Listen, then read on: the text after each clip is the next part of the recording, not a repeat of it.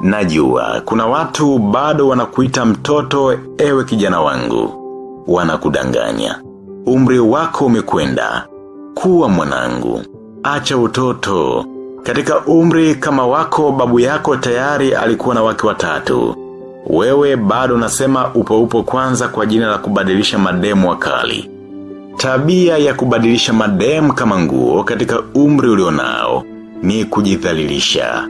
Hao watoto uliozaa na kila binti alikatiza mbele yako ndio watakuja kukuua uzeeni kwa sababu huwatunzi. Acha usela mwanangu. Tengeneza maisha. Mawazo ya wasela ni kumpitia kila binti alikatiza mbele yao. Hawajui kama vya shetani huliwa uzeeni.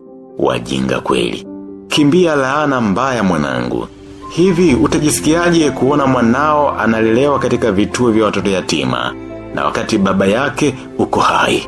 Huwezi kubarikiwa popote uendapo, maana kuna damu inakulilia. Kwa umri ulionao kijana wangu, unatakiwa ujitegemee kiuchumi.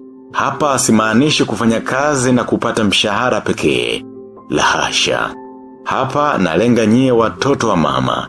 Mna kazi zenu, lakini bado mnalilia wazazi wenu wawasaidie. Hamna akili kabisa. Hela haitoshi. Ulizeni wazee wenu waliishije. Wao waliwekeza katika vipato vya pembeni, na si kwenye wanawake wa pembeni. Walilima bustani za mboga, wakafuga kuku na mbuzi ili kuupiga tafu mshahara. Hata wewe unaendelea kukaa kwa mama yako na wakati unapata mshahara wako hazikutoshi kabisa. Kazi yako inabaki kuchezea mshahara wako. Unataka ununue kila kitu kwa sababu huna akili. Wengine mnasubiri kuanza uwekezaji siku mkipata pesa nyingi, na wakati hata mbuyu ulianza kama mchicha. Hivi ni lini pesa iliwahi kuwa nyingi? Kitega uchumi si lazima uwe na makampuni makubwa kama Manji na Mengi. La hasha. Hata ufugaji wa kuku wa kienyeji ni kitega uchumi tosha. Anza na hicho upunguze njaa. Kwa umri ulionao kijana wangu, ulitakiwa uwe hata na kiwanja kama unaona kujenga ni nongwa. Huwezi kunywa bia kila weekend halafu huna kiwanja. Ukajiita mwanaume. Wewe ni mwanaume suruali. Masikio yako yamekuwa magumu sana kusikia habari za maendeleo. Unasema hizo ni story za kizee. Badala yake masikio yako ni mepesi sana kusikia story za kulabata na mademu wakali. Unajiita sukari ya warembo. Sawa tu, lakini siku yaja ambayo mashavu yako kijana wangu yataning'inia kama heleni za Kimasai.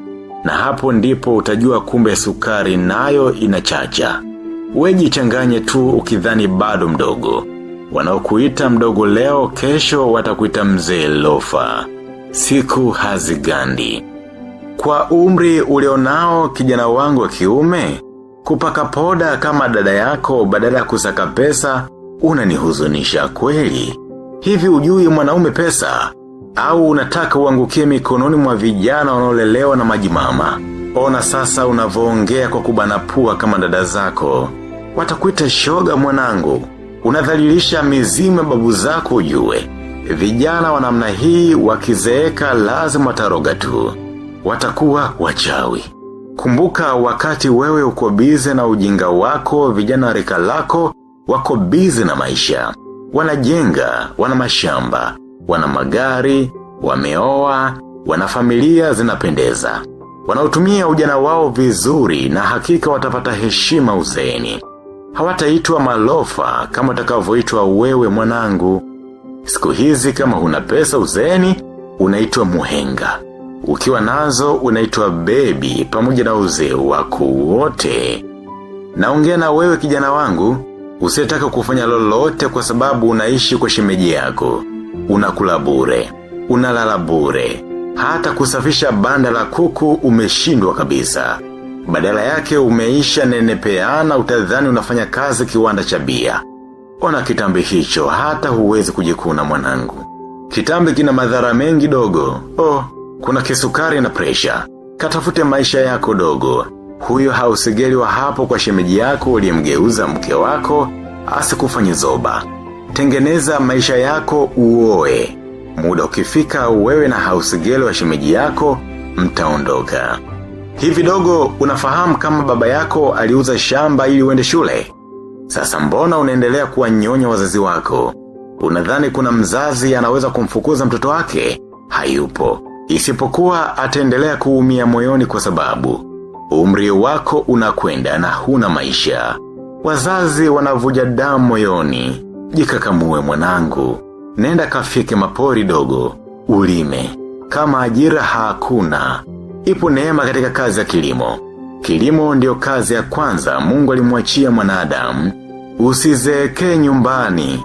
Halafu nikwambie hakuna kitu wazazi wanafurahi kama mtoto kujitegemea hata kama hawasaidii.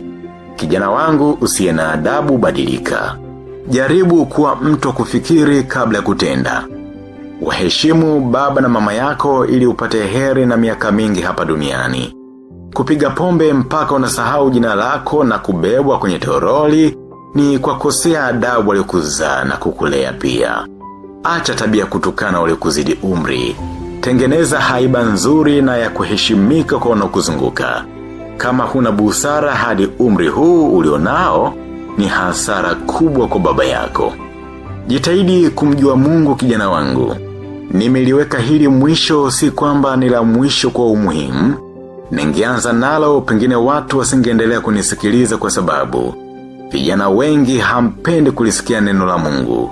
Ndio nyie mkikosa kwenye ajali mnasema machale yaliwacheza, badala ya kusema Mungu kawaepusha. Vijana ni wepesi kumpa sifa na utukufu shetani. Watu wangu wanaangamia kwa kukosa maarifa.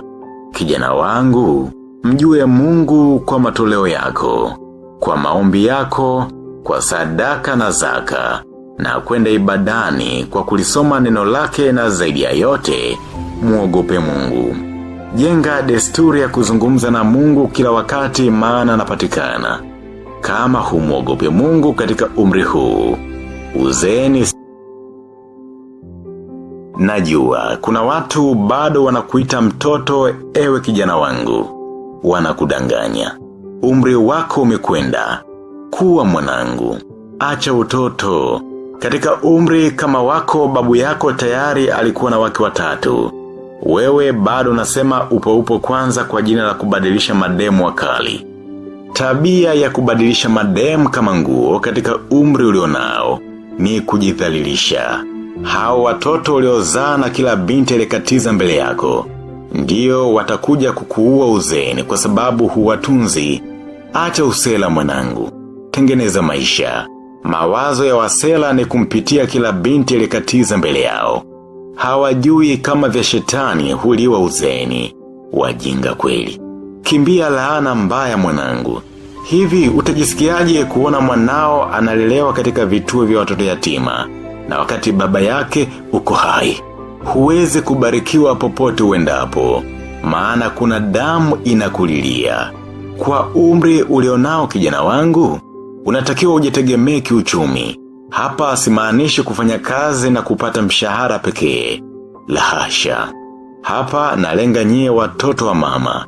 Mna kazi zenu, lakini bado mnalilia wazazi wenu wawasaidie. Hamna akili kabisa. Hela haitoshi. Ulizeni wazee wenu waliishije.